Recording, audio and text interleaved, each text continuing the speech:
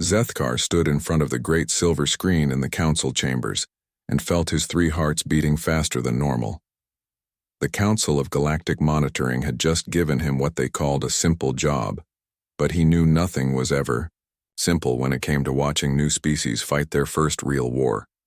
His long blue fingers tapped against the datapad as he read the mission details for the 3rd time. The humans had joined the galactic community only 2 cycles ago, and most of the older species still thought of them as children playing with toys they did not understand. They had big ships and loud weapons, but everyone said they would learn quickly that space war was different from whatever they did on their small blue planet. The Corvan Empire had decided to test these humans and had taken over a planet called Kepler 442b that the humans claimed was theirs. Zethkar had watched many species fight their first space battles, and it always ended the same way. The new species would charge in with wild energy and no real plan, get beaten badly by whoever they were fighting, then spend the next few hundred years learning how real war worked before trying again. The Corvans were perfect teachers for this lesson because they never killed more than they had to, and usually let the losing side keep some of their ships and dignity. His ship, the Observer's Eye, was already loaded with the best recording equipment the Council had, and a small crew of experts who specialized in watching battles and writing reports. Zethkar had done this job for over 40 years and had seen Trilaxians fight Bendari, watched the Aquatic Federation try to take on the Stone Empire, and documented at least 12 other First Wars. He was very good at predicting how long a fight would last and how badly the new species would lose. The council leader, an ancient being whose species had stopped fighting wars before Zethkar was born, handed him the final orders and reminded him that this was just routine work. The humans had maybe 50 ships and the Corvans had brought 300. The planet was mostly empty except for some human research stations and Corvan military bases. It should be over in a few days, and then Zethkar could write another report about how a new species learned that space was dangerous and fighting required more than enthusiasm. But something felt different about this assignment, and Zethkar could not figure out what it was. He had read all the files about humans and they seemed normal enough. They came from a planet with lots of water and different kinds of weather. They fought each other for thousands of years before reaching space, and they liked to explore new places. Their technology was basic but functional, and their ships were built more for traveling than fighting. Everything suggested they would lose quickly and learn important lessons about how the galaxy really worked. The Observer's Eye left the Council Station 3 days later, and Zethkar spent the journey reading more about both species. The Corvans were exactly what he expected, a military empire that had conquered many worlds through superior technology and perfect coordination. Their soldiers were enhanced with mechanical parts that made them stronger and faster, and they all shared thoughts through neural links that let them work together like parts of the same machine. They followed ancient battle plans that had worked for centuries, and rarely lost fights against species with similar technology levels. The humans were harder to understand because their files contained many contradictions. They had spent most of their history fighting each other in wars that seemed to have no logical purpose, using weapons and tactics that changed constantly. Some reports said they were peaceful and curious. Others described them as aggressive and unpredictable. Their military records showed they had developed hundreds of different ways to fight on their planet, but no one was sure if any of those methods would work in space. When the Observer's Eye reached the Kepler system, Zethkar activated the stealth systems and positioned his ship where it could watch the entire planet without being detected. The Corvan fleet was already there, arranged in perfect defensive formations around their bases on the surface.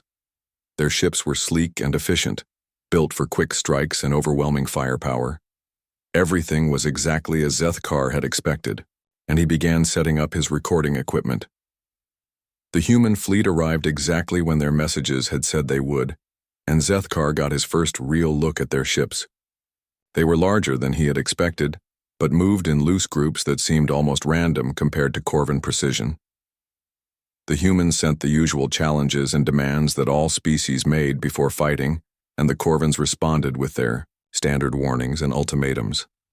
Both sides positioned their fleets and began the careful dance that always happened before space battles started. Zethkar prepared his notes and started the recorders, expecting to document another quick defeat. followed by negotiations and surrender. The Corvins had more ships, better technology, and thousands of years of experience. The humans had enthusiasm and some clever ideas, but that would not be enough against professional soldiers who had perfected the art of space warfare. He settled into his observation chair and watched the displays showing both fleets moving into attack positions. In a few hours, this would all be over, and he would begin writing his report about how the humans had learned their first important lesson about the realities of galactic conflict. It was routine work, but someone had to document these moments for future species who would face similar challenges. The first human ships began moving toward the planet, and Zethkar increased the recording resolution to capture every detail of what would certainly be a quick and educational defeat. The human attack began before dawn on the planet's surface, and Zethkar immediately knew something was wrong with what he was seeing. Instead of the massive fleet battle he had expected, only a few human ships approached the Corvin positions while the rest stayed far away from the fighting. Those few ships launched small pods toward the planet's surface, each one carrying what appeared to be tiny groups of human soldiers. Zethkar adjusted his instruments to follow the pods as they fell through the atmosphere like burning stars. The Corvins were firing at them with surface weapons, but the pods were too small and fast to hit easily. Most of them landed safely in areas far from the main Corvin bases, which made no sense to Zethkar because standard galactic warfare required attacking the enemy strongholds directly to achieve quick victory. He focused his cameras on one group of humans led by someone his computer identified as Lieutenant Amy Rodriguez. She and her team of 12 soldiers climbed out of their crashed pod and immediately began moving through the forest that covered much of the planet. Zethkar expected them to head toward the nearest Corvin base and begin the kind of direct assault that all species used in their first space war. Instead, the humans spread out into the trees and disappeared. Zethkar spent several minutes searching for them with his best detection equipment before finally locating their heat signatures moving slowly through the dense vegetation. They were not heading toward any Corvin position, but seemed to be following animal paths and natural cover that would keep them hidden from enemy sensors. The Corvin commander, whose name appeared on intercepted communications as General Kexmore, sent patrol groups to find and eliminate the human landing parties. His soldiers moved in perfect formation using their enhanced senses and shared consciousness to search every area where the pods had landed. Zethkar recorded their efficient methods and professional coordination, expecting them to quickly locate and destroy the scattered human teams. The first Corvin patrol that went missing consisted of 8 enhanced soldiers who had been searching a valley about 20 kilometers from their main base. Their neural links simply stopped transmitting during what should have been a routine sweep of empty forest. General Kexmore sent another patrol to find the first one, and they discovered the area where the missing soldiers had last reported their position. Zethkar enhanced his recordings of that location and felt something cold move through his body when he saw what the second Corvin patrol had found. The 8 missing soldiers were arranged in a neat line along a fallen tree, each one killed by weapons that Zethkar did not recognize. The wounds looked like they had been made by small metal projectiles rather than the energy weapons that all civilized species used in modern warfare. But what disturbed Zethkar more than the primitive weapons was the way the bodies had been positioned. Someone had taken time to arrange them carefully, almost like they were sending a message to whoever found them. The Corvins were known throughout the galaxy for their mechanical efficiency and logical thinking, but Zethkar could hear confusion and something that might have been fear in their communications as they reported the discovery. General Kexmore increased patrols and ordered his soldiers to stay in larger groups with constant communication links. He sent detailed reports to his superiors describing the unusual human tactics and requesting additional troops to deal with what he called an unconventional enemy approach. Zethkar had read thousands of similar reports from other First Wars, and they all sounded the same. But something in the Corvin general's voice suggested this situation was different. More patrols went missing over the next few days, and each discovery was stranger than the last. Sometimes the Corvin soldiers were found with their equipment missing, and their bodies marked with symbols that meant nothing to galactic databases. Other times they were discovered in places that seemed impossible to reach without flying vehicles, arranged in patterns that served no obvious military purpose. Zethkar began focusing his instruments on Amy Rodriguez and her team to understand what the humans were actually doing. He watched them move through the forest like they had been born there, using skills that seemed more appropriate for hunting animals than fighting a modern war. They set traps using primitive materials, tracked corvan movements by reading signs in the dirt, and communicated with each other using gestures and sounds that his equipment could barely detect. When Rodriguez's team finally encountered a corvan patrol, Zethkar recorded the entire engagement, expecting to see how human weapons compared to advanced corvan equipment. What he saw instead made him question everything he thought he knew about how civilized species conducted warfare. The humans did not announce themselves or demand surrender according to galactic protocols. They simply attacked from hiding using methods that seemed designed more to terrify than to kill efficiently. The fight lasted less than 5 minutes, but Zethkar found himself watching the recording over and over, trying to understand what had happened. The humans had used the forest itself as a weapon, turning every tree and rock into part of their attack.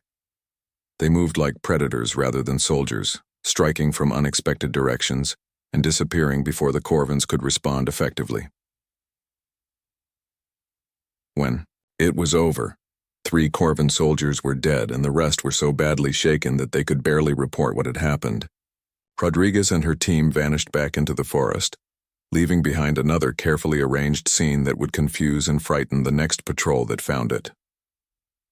General Kexmore's communications became increasingly urgent as he tried to explain to his superiors that the humans were not fighting according to any recognizable strategy.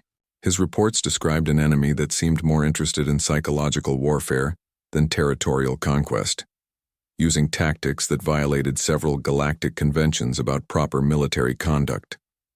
Zethkar had never heard a corvan commander sound uncertain before, and the change in tone made him deeply uncomfortable.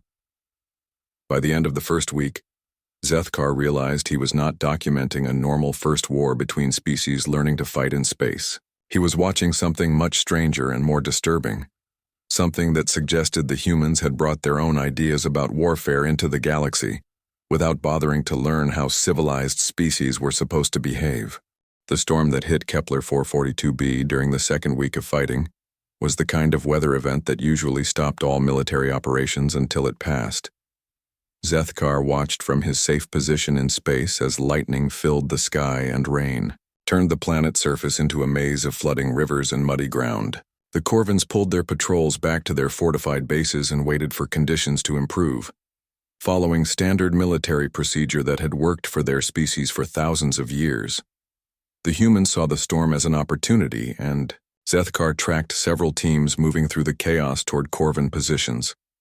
One group led by Sergeant Danny Clark carried equipment that his sensors identified as primitive explosive devices, the kind of crude weapons that civilized species had stopped using centuries ago.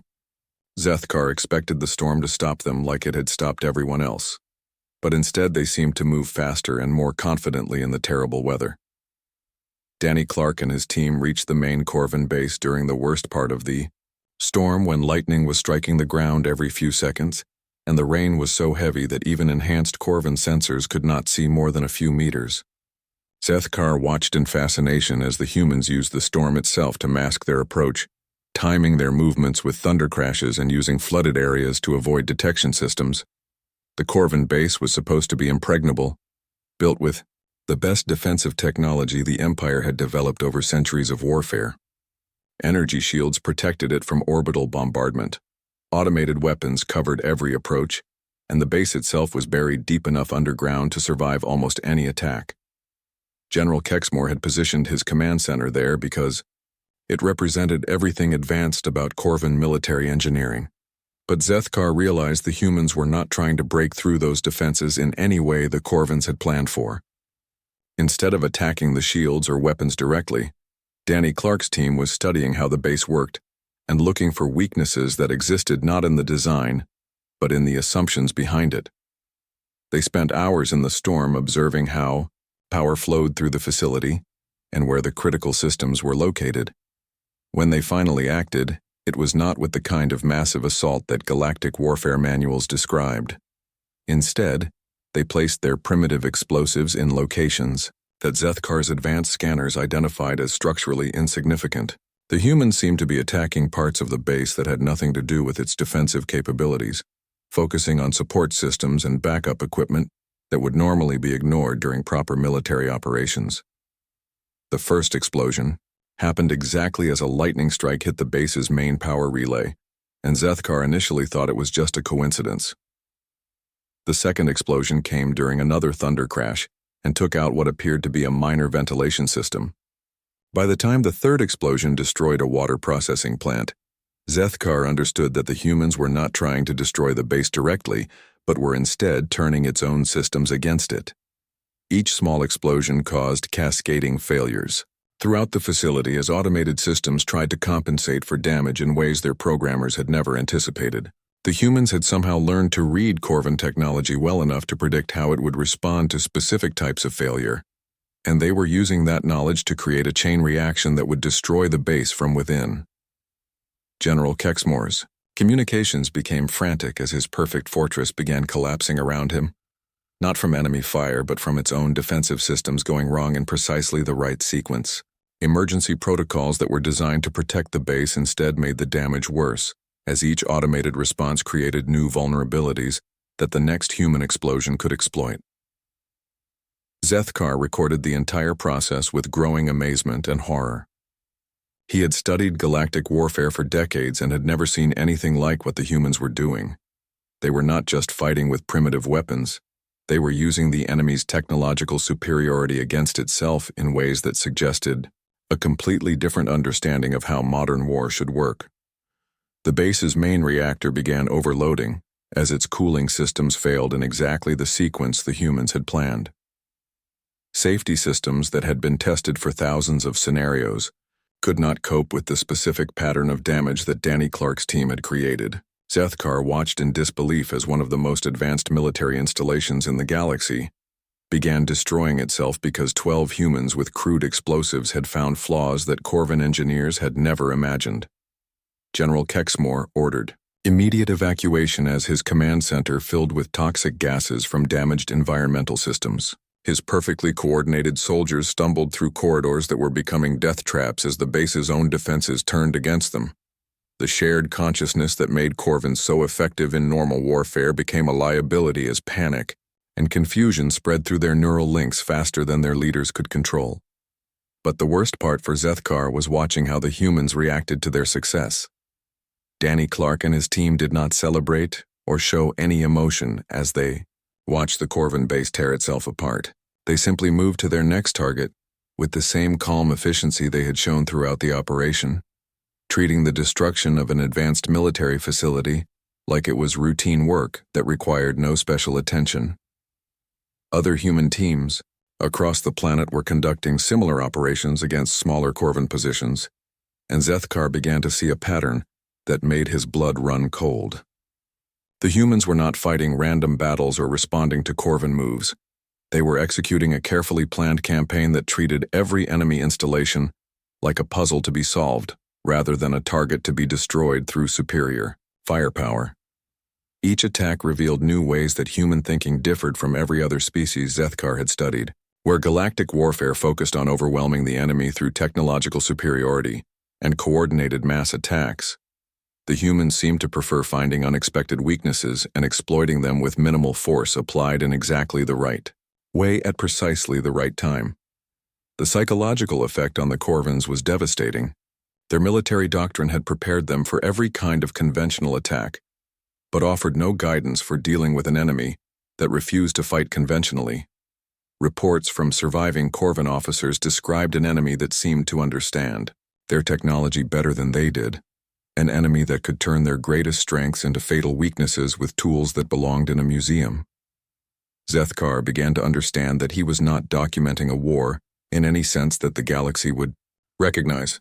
He was watching something much more primitive and terrifying, something that suggested the humans had never stopped being the kind of predators that other species had evolved beyond millions of years ago. 3 weeks after the first human landing, Major Lisa Bennett established her command post in what had once been the Corvan Communications Center for the entire planet. Zethkar watched her walk through the captured facility like she owned it, speaking calmly into her communication device while Corvin prisoners worked under human supervision to repair equipment their own people had damaged during the evacuation. The sight disturbed Zethkar in ways he could not fully explain. Other species that captured enemy installations usually treated them as temporary positions to be held until the war ended, and proper negotiations could determine final ownership. But the humans had moved into Corvin facilities like they planned, to stay forever, modifying alien technology to serve human purposes and treating the sophisticated equipment like tools they had always owned. Lisa, Bennett's voice remained steady and professional as she coordinated human operations across the planet. But Zethkar noticed something in her tone that made his skin crawl. She discussed Corvin casualties and destroyed facilities with the same calm interest that other species might use when talking about weather or food supplies. The numbers she quoted represented hundreds of dead soldiers and millions of credits worth of destroyed equipment, but she might as well have been reading a shopping list. Zethkar enhanced his recordings to capture her conversations and found himself listening to tactical discussions that followed no pattern he recognized from galactic military training. Bennett and her officers talked about Corvin weaknesses like they were discussing flaws in machinery that needed to be repaired, analyzing enemy psychology and behavior with the detached interest of scientists studying laboratory specimens. The humans had spent 3 weeks learning everything about Corvin technology, tactics, and thinking patterns, and they were using that knowledge to systematically dismantle an empire that had conquered dozens of worlds. But what frightened Zethkar was how easily they had acquired that understanding, as if reading alien minds and predicting enemy responses was something humans did naturally rather than a skill that required years of training. He began reviewing all his recordings from the beginning, trying to understand when the war had actually ended, because it was becoming clear that the current situation was not really a battle anymore. The Corvin still had superior numbers and better individual equipment, but they were no longer fighting an enemy they could predict or counter.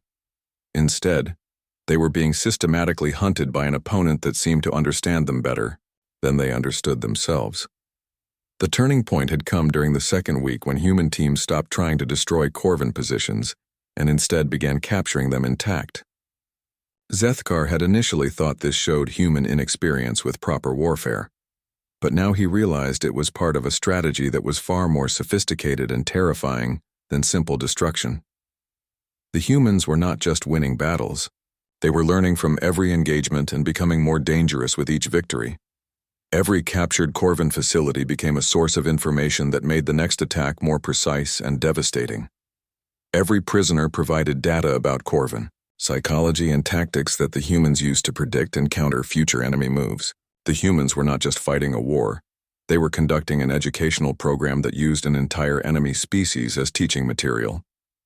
General Kexmore's final communications before his capture revealed the complete breakdown of Corvin military effectiveness. His reports described an enemy that had somehow learned to think like Corvins while remaining fundamentally alien, an enemy that could predict Corvin responses to situations that had never happened before in galactic history.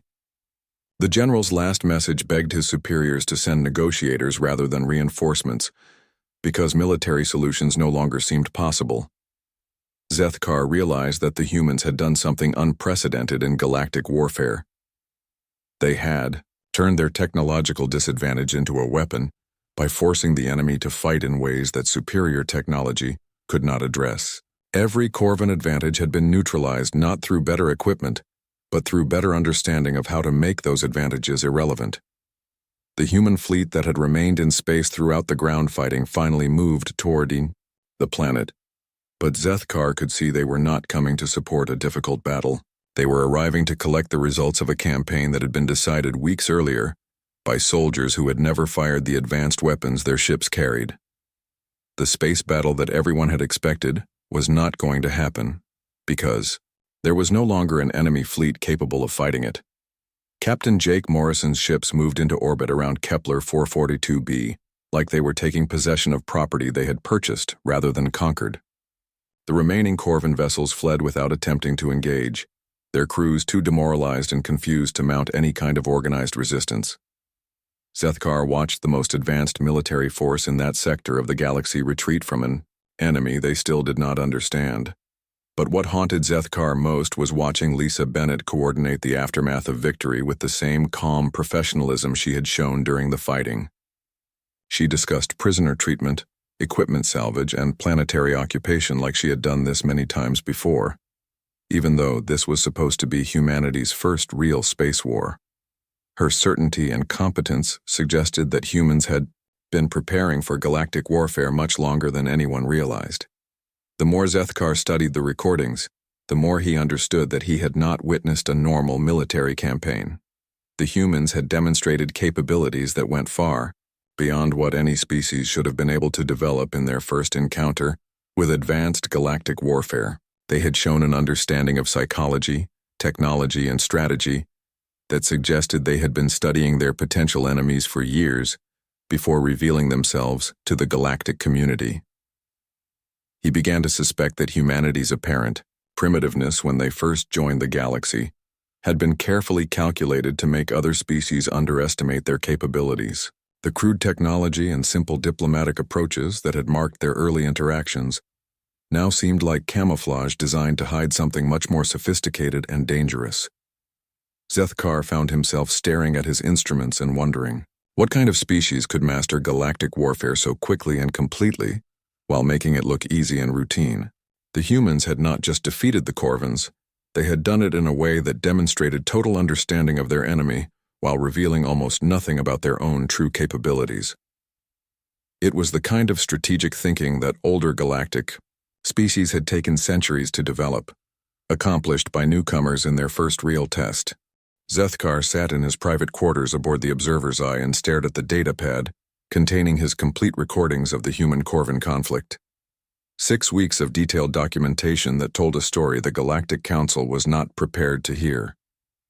His hands shook slightly as he reviewed footage of Lisa Bennett, calmly discussing the psychological warfare techniques her teams had used to break down Corvin morale, speaking about enemy mental conditioning like she was describing the weather. The journey back to Council space took 12 days, and Zethkar spent most of that time trying to figure out how to explain what he had witnessed. Every previous report he had written followed the same basic pattern because every first war ended the same way, with new species learning hard lessons about the realities of galactic conflict. But this time the only species that had learned anything was humanity, and what they had learned was how to completely dominate an advanced military empire using tactics that violated every assumption about civilized warfare. He had recorded everything according to his instructions, but now he found himself unable to watch certain sections without feeling physically ill.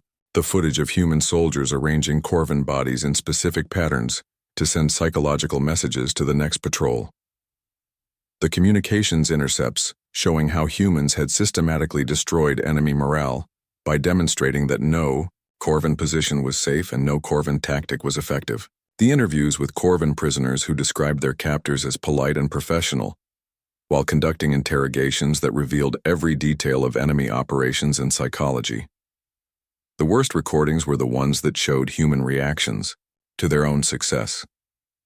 Where other species would have celebrated victory or shown emotion at defeating a superior enemy, the humans had displayed the calm satisfaction of workers completing a routine job. They had dismantled an entire military empire, with less emotional involvement than most species showed when organizing supply deliveries.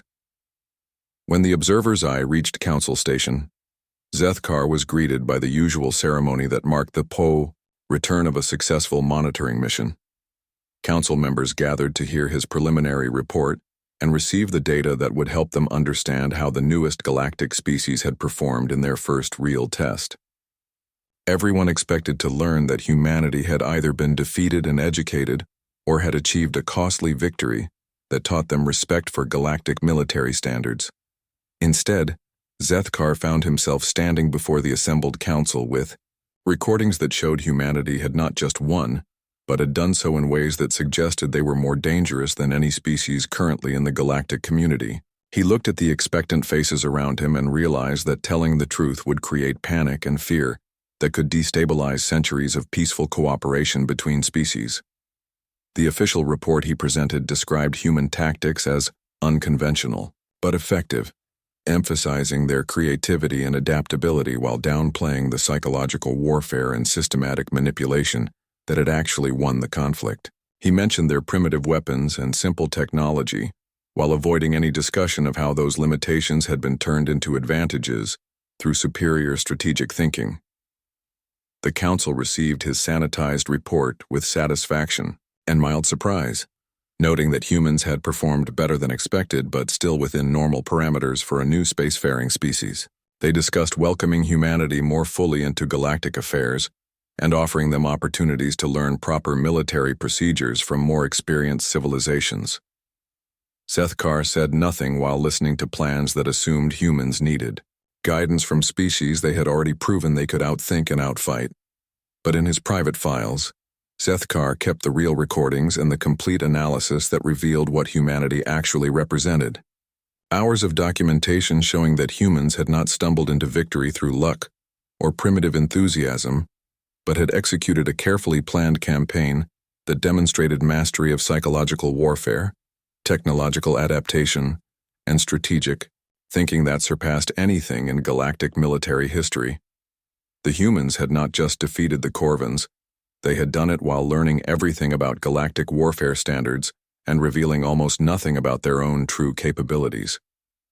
Every engagement had been a test designed to gather information about how galactic species fought and thought, while demonstrating just enough human ability to achieve victory without showing the full extent of their dangerous competence.